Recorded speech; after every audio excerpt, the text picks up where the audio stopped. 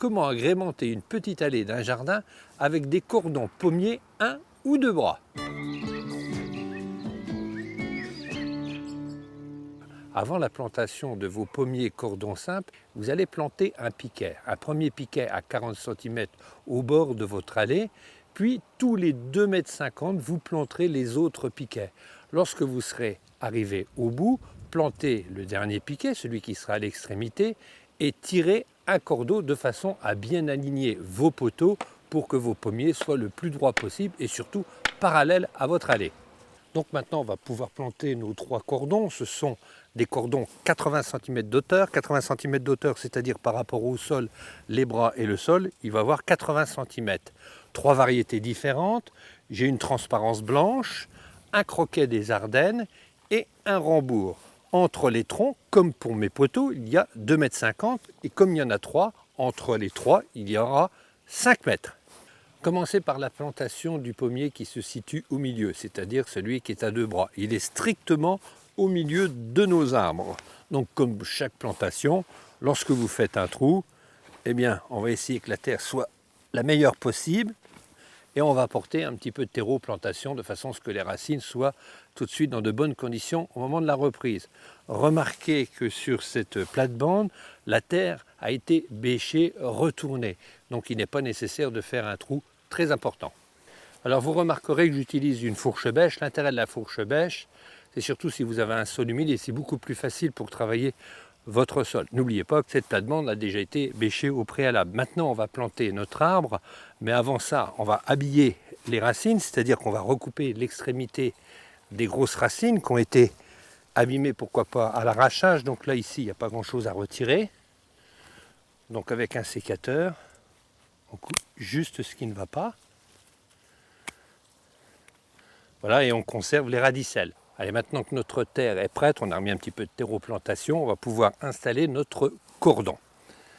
Alors, on va le mettre dans notre trou délicatement, faisant très attention de ne pas abîmer les coursonnes. Donc là, comme tout arbre, comme tout arbre fruitier, il faut vérifier la hauteur. Donc là, dans la pépinière, il était planté jusqu'à la hauteur du collet, du point de greffe. Donc si vous mettez la bêche le long, il doit vraiment se retrouver à la même hauteur.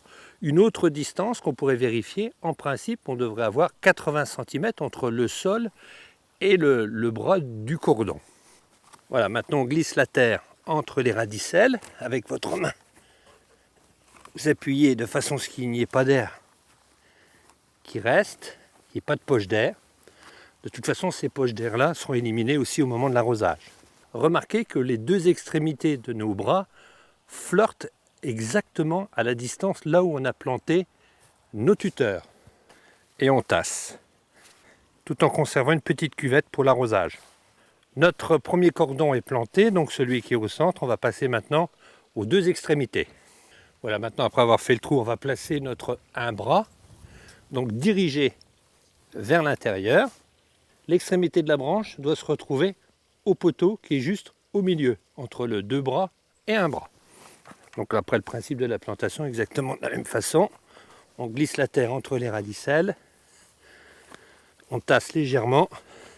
Vérifiez que votre 2 cordons soient bien alignés, toujours, puisque l'intérêt des cordons, c'est d'avoir une belle ligne droite, que ce soit le plus élégant possible. Maintenant, on va passer à notre 3e cordon, donc sur l'autre extrémité, un bras qui va terminer notre allée. Maintenant qu'on a terminé notre plantation, on va bien régler nos poteaux entre les deux et on va recouper les 2 extrémités à 80 cm d'auteur. Il y a une astuce assez simple, si on veut bien régler la hauteur de nos poteaux, vous tirez un cordeau entre les 2 piquets du bout et là où le cordeau tombe, c'est là qu'on va scier les poteaux qui sont situés juste entre. Voilà, maintenant reste à remplacer notre cordeau par notre fil de fer, un fil de fer qui va servir à diriger les bras de nos cordons.